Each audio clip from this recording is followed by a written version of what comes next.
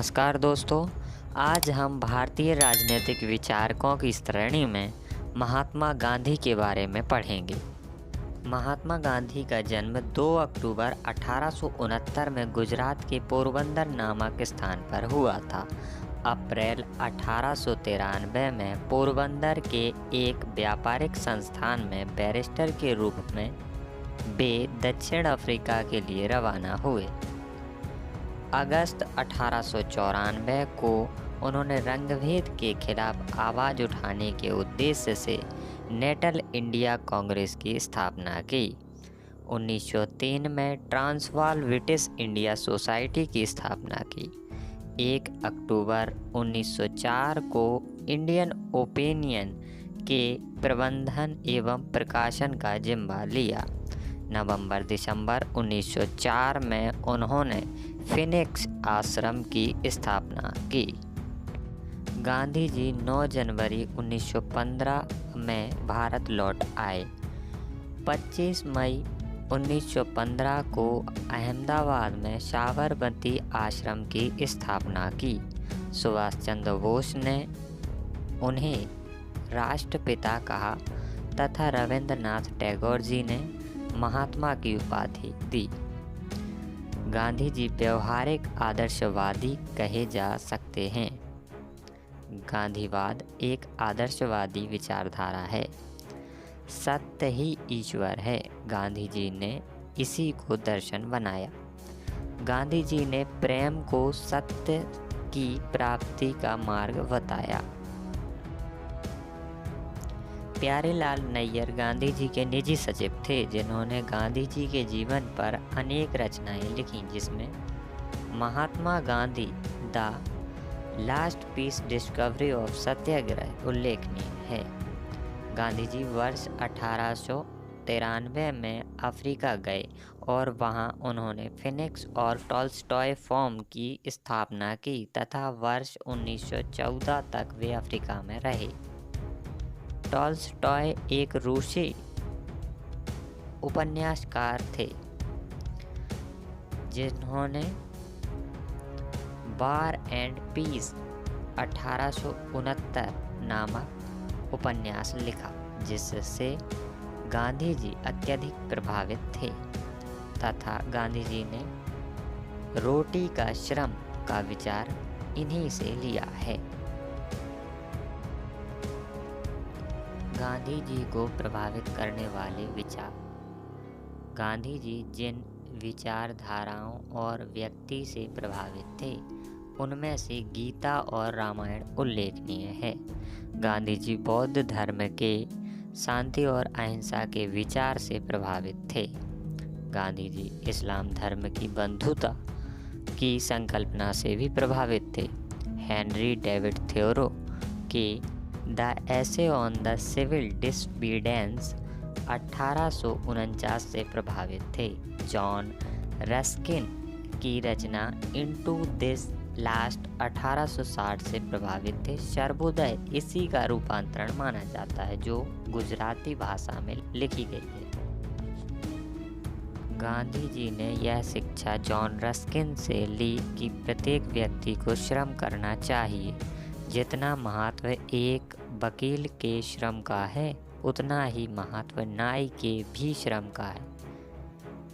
गांधी जी के विचारों का आध्यात्मिक पक्ष। गांधी जी मूलतः धार्मिक और आध्यात्मिक व्यक्ति थे। गांधी जी के राजनीतिक गुरु गोपाल कृष्ण गोखले थे, जिन्होंने राजनीति को नैतिकता और सेवा का क्षेत्र माना। इसलिए उन्हें संतों का राजनेता और राजनेताओं का संत कहा जाता है। गांधी जी के विचारों का मूल केंद्र सत्य एवं अहिंसा है। गांधी जी ने सत्य एवं अहिंसा के नियमों को सार्वजनिक एवं राजनीतिक जीवन में प्रस्तुत किया। गांधी जी पूर्ण रूप से नैतिकतावादी थे। गांधी जी ने साध्य और साधन दोनों की पवित्रता पर अत्यधिक बल दिया।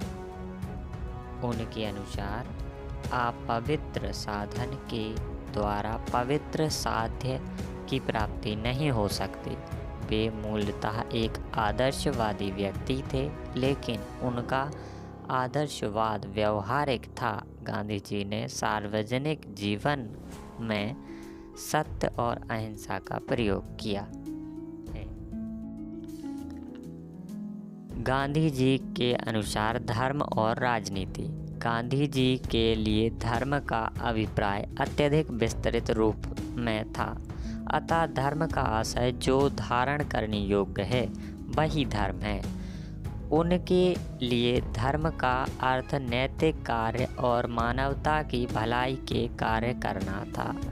धर्म पालन करने का आशय सत्य तथा अहिंसा के मार्ग पर चलना है। गांधी जी धर्म और नैतिकता विहीन राजनीति की कल्पना नहीं करते थे। उनके शब्दों में धर्म विहीन और नैतिकता विहीन राजनीति नहीं हो सकती। अतः वे पाश्चात्य विचारकों के आलोचक थे, जिसमें पंथ निरपेक्षता पर बल प्रदान किया गया। उन्होंने पंथ निरपेक्षता की वजह सर्वधर्म संभव पर बल दिया। गांधी जी के अनुसार सत्य और अहिंसा। गांधी जी ने अपनी आत्मकथा सत्य के प्रयोग में लिखा कि सत्य के लिए कोई अलग ईश्वर नहीं होता। अहिंसा की साधना से सत्य को प्राप्त किया जा सकता है। सत्य की ओर ले जाने वाला मार्ग अहिंसा ही है। गांधी जी के अनुसार अहिंसा के दो अभिप्राय हैं, नकारात्मक अहिंसा और सकारात्मक अहिंसा। नकारात्मक रूप में अहिंसा का अर्थ किसी की हत्या न करना तथा सकारात्मक रूप में अहिंसा का अर्थ प्राणी मात्र के प्रति प्रेम से है। गांधी जी के अनुसार अहिंसा वह सिद्धांत है जिसमें अपने विरोधियों को प्रेम से जीता जाता है, न कि घृणा या संघर्ष से। गांधी जी बाइबल के इस कथन के समर्थक थे कि पाप से घृणा करो, पापी से नहीं। गांधी जी अहिंसा को वीरों का गुण मानते थे, ना कि कायरों का।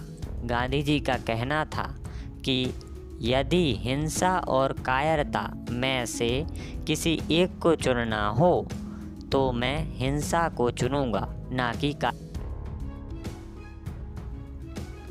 सत्याग्रह। सत्याग्रह का आशय सत्य का आग्रह है। सत्याग्रह कमजोर का नहीं बल्कि शक्तिशाली व्यक्तियों का अस्त्र है। आत्मा को शक्तिशाली बनाने के लिए व्यक्ति को सत्य, अहिंसा, अस्तेय, अपरिग्रह एवं ब्रह्मचर्य का पालन करना चाहिए। उनके अनुसार शक्तिशाली का आशय आत्मिक रूप से शक्तिशाली होना है, भौतिक रूप से नहीं। निष्क्रिय प्रतिरोध का सिद्धांत अरविंदो घोष ने दिया था। सत्याग्रह और निष्क्रिय प्रतिरोध में अंतर होता है। नंबर 1, सत्याग्रही व्यक्ति विरोधी के नुकसान का प्रयास नहीं करता, बल्कि वह विरोधी के हृदय परिवर्तन का प्रयास करता है और वह हिंसा का प्रयोग कभी नहीं करता। नंबर 2, निष्क्रिय प्रतिरोध का आशय नकारात्मक रूप में विरोध करना है, अतः अवसर पाने पर हिंसा का प्रयोग किया जा सकता है। सत्याग्रह के निम्नलिखित 2 प्रकार हैं। नंबर 1, असहयोग आंदोलन और नंबर 2, सविनय अवज्ञा आंदोलन। नकारात्मक रूप में असहयोग का आशय सहयोग न करना है। सकारात्मक रूप में सहयोग का आशय स्वावलंबी बनने के कार्य करना तथा रचनात्मक कार्यों में सहयोग करना है। रचनात्मक कार्य से आशय चरखा चलाना, सूत काटना, राष्ट्रीय शिक्षा पर बल, स्वदेशी का समर्थन और समाज में समरसता बनाए रखने से है। सविनय अवज्ञा का अर्थ निम्नलिखित है। नंबर 1, जानबूझकर सार्वजनिक रूप में अन्यायपूर्ण विधि का उल्लंघन करना। नंबर 2, विधि का उल्लंघन सामुदायिक हित के लिए किया जाएगा, व्यक्तिगत स्वार्थ के लिए नहीं। नंबर 3, सविनय अवज्ञा का प्रयोग व्यक्तिगत और सामूहिक दोनों रूपों में हो सकता है। गांधी जी की सविनय अवज्ञा तकनीक से प्रभावित विदेशी व्यक्ति। Number 1, Martin Luther king junior ने अमेरिका में अश्वेतों के साथ भेदभाव समाप्त करने के लिए सविनय अवज्ञा का प्रयोग किया। नंबर 2, बर्ट्रांड रसेल ने परमाणु हथियारों की समाप्ति के लिए आंदोलन किया। नंबर 3, दक्षिण अफ्रीका की स्वतंत्रता के नायक नेल्सन मंडेला ने इस तकनीक का प्रयोग किया। नंबर 4, वर्तमान में अमेरिकी विचारक नोम चॉम्स्की भी गांधी जी की सविनय अवज्ञा तकनीक से प्रभावित थे। गांधी जी के अनुसार उन्होंने सविनय अवज्ञा का विचार डेविड थ्योरो से लिया था। आधुनिक सभ्यता की आलोचना। गांधी जी ने हिंद स्वराज 1906 में आधुनिक सभ्यता की कड़ी आलोचना की। उन्होंने रेल, वकीलों तथा डॉक्टरों की भी आलोचना की। गांधी जी के अनुसार सभ्यता का आशय भौतिकता एवं मशीनों का विकास नहीं है, सभ्यता मानवीय एवं आत्मा का विकास है। गांधी जी पाश्चात्य सभ्यता के कड़े आलोचक थे। गांधी जी के अनुसार पाश्चात्य सभ्यता भौतिकवादी है तथा वह शक्तियों का केंद्रीयकरण है। आर्थिक तथा राजनीतिक दोनों रूपों में केंद्रीयकरण में हिंसा उत्पन्न होती है। राज्य का विचार। गांधीवाद को दार्शनिक अराजकतावादी भी कहा जाता है अथवा उन्हें शांतिवादी अराजकतावादी भी कहा जाता है, क्योंकि सत्याग्रही और अहिंसात्मक नैतिक व्यक्ति के लिए राज्य की कोई आवश्यकता नहीं होगी। गांधी जी ने राज्य को आत्मा रहित मशीन कहा, जिसके द्वारा हिंसा का संगठन प्रयोग किया जाता है। गांधी जी राज्य नामक संस्था का विरोध करते थे, क्योंकि गांधी जी के अनुसार आदर्श व्यवस्था में राज्य की कोई आवश्यकता नहीं है। राज्य की हिंसा व्यक्ति की हिंसा से भयानक होती है। गांधी जी ने समूची पाश्चात्य सभ्यता की आलोचना की। उन्होंने संसदीय लोकतंत्र, बहुमत के शासन एवं दलीय प्रणाली को पूर्ण रूप से अस्वीकार कर दिया। गांधी जी ने संसद को बांझ औरत कहा। गांधी जी के अनुसार समूची पाश्चात्य सभ्यता में शक्तियों का केंद्रीकरण पाया जाता है, इसलिए ऐसा समाज अहिंसात्मक नहीं हो सकता। इसलिए गांधी जी विकेंद्रीकृत शासन के समर्थक थे। गांधी जी के लिए आदर्श राज्य राम राज्य होगा, परंतु व्यवहारिक रूप में उन्होंने पंचायती राज्य का भी समर्थन किया। गांधी जी का राम राज्य। गांवों का एक संघ होगा। गांधी जी के अनुसार शहरों में व्यक्ति रहते हैं, लेकिन गांवों में देवताओं का निवास होता है। उनके अनुसार राजनीति का आशय लोकनीति या लोक कल्याण है, शक्ति के लिए संघर्ष नहीं। उन्होंने विकेंद्रित शासन का समर्थन करते हुए गांव को मूल इकाई माना। उनके अनुसार गांव के लोग जनपद से प्रांत तथा प्रांत के लोग अखिल भारतीय प्रतिनिधियों को निर्वाचित करेंगे। गांधी जी सबसे बड़े लोकतंत्रवादी, समाजवादी तथा व्यक्तिवादी थे, परंतु पाश्चात्य अर्थ में नहीं। अधिकारों का विकास। गांधी जी एक बड़े व्यक्तिवादी विचारक थे, परंतु उनका व्यक्तिवाद नैतिक था। उनके अनुसार यदि प्रत्येक व्यक्ति अपने कर्तव्यों का पालन करे तो व्यक्तियों के बीच में अधिकारों का संघर्ष नहीं होगा। स्वराज स्वतंत्रता। गांधी जी का मूल उद्देश्य स्वराज की प्राप्ति करना था। स्वराज शब्द मूलतः उपनिषदों से लिया गया है, जिसका आशय है स्वयं पर शासन या स्वशासन। स्वराज के नैतिक, आध्यात्मिक एवं राजनीतिक दोनों अर्थ माने जा सकते हैं। नैतिक एवं आध्यात्मिक रूप में स्वराज का अर्थ स्वशासन या आत्मनियंत्रण होना है, जबकि राजनीतिक रूप में स्वशासन का अर्थ लोगों द्वारा अपना शासन स्वयं करना है। स्वराज शब्द का व्यवस्थित प्रयोग सर्वप्रथम तिलक ने किया था।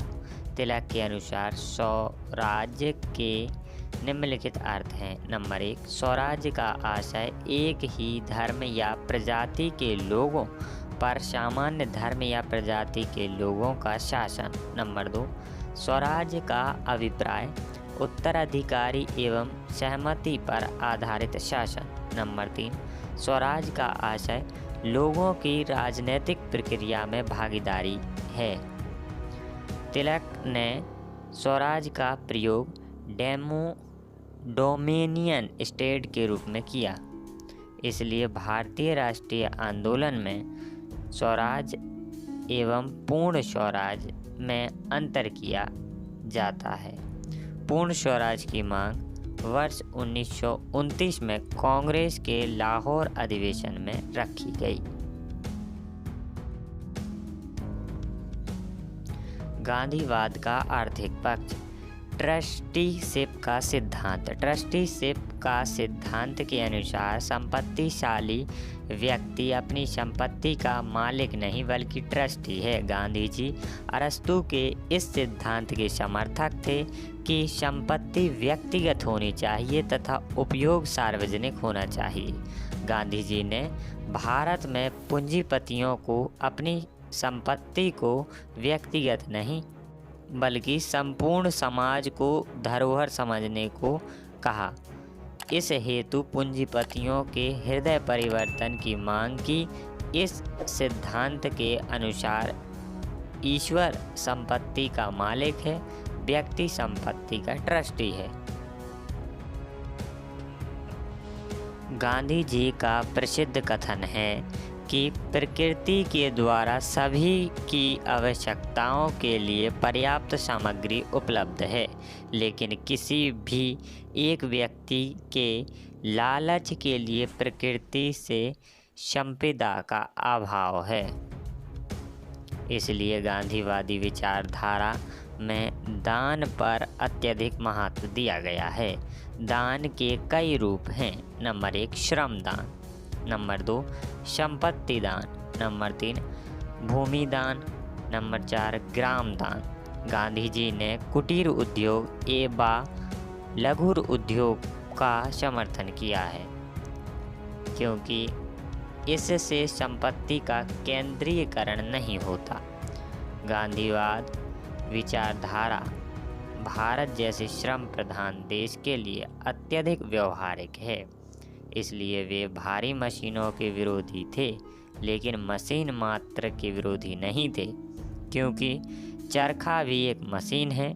गांधी जी के अनुसार प्रत्येक व्यक्ति को श्रम करना चाहिए। गांधीवाद का सामाजिक पक्ष। सर्वोदय। सर्वोदय का अर्थ है सबका उत्थान। गांधी जी के अनुसार सर्वोदय उस विचारधारा की ओर संकेत करता है जो सत्य और अहिंसा पर आधारित हो। समाज में किसी के प्रति वैर ना हो। यह वर्ग सहयोग पर आधारित है।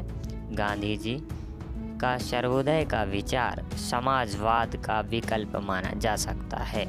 गांधी जी के अलावा अन्य सर्वोदयी विचारक जयप्रकाश नारायण, दादा धर्माधिकारी, धीरेन्द्र मजूमदार, दिनकाराव देव एवं विनोबा भावे सर्वाधिक प्रमुख सर्वोदयक थे। संविधान सभा में S.N. अग्रवाल प्रसिद्ध गांधीवादी थे।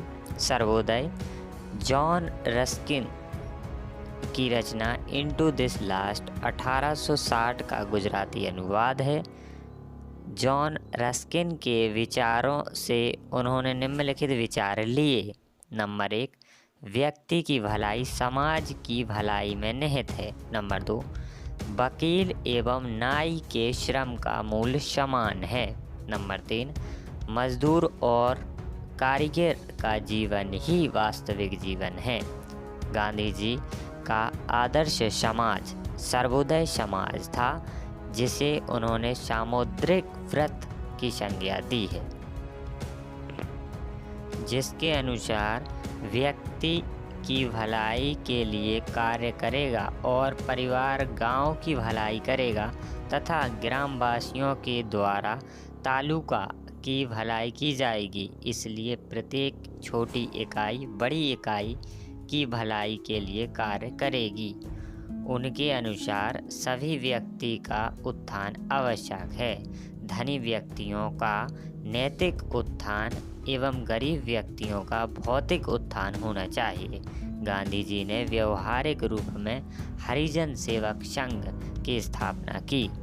गांधी जी ने वर्ण व्यवस्था को स्वीकार किया, यद्यपि उन्होंने इसे जन्म से नहीं बल्कि कर्म के आधार पर माना। नई तालीम के द्वारा गांधी जी ने पश्चिमी शिक्षा का प्रभावी विकल्प प्रस्तुत किया। शिक्षा मातृभाषा में दी जानी चाहिए। शिक्षा में चरित्र विकास, सादगी तथा शारीरिक शिक्षा पर बल दिया। शिक्षा में कुटीर उद्योग व हस्तकला का प्रशिक्षण दिया जाए। शिक्षा गांव में ही प्रदान की जाए।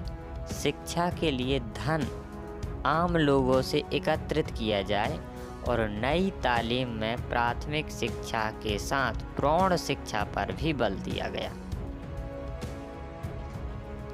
कुछ अन्य तथ्य के.जी.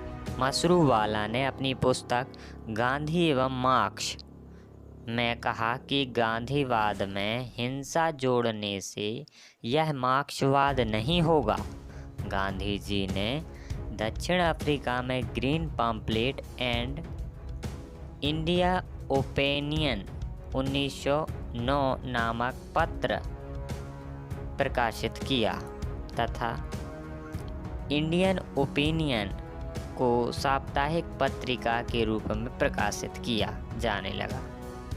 गांधी जी के राजनीतिक विचार हिंद स्वराज में पाए जाते हैं। हिंद स्वराज का प्रकाशन वर्ष 1938 में हुआ।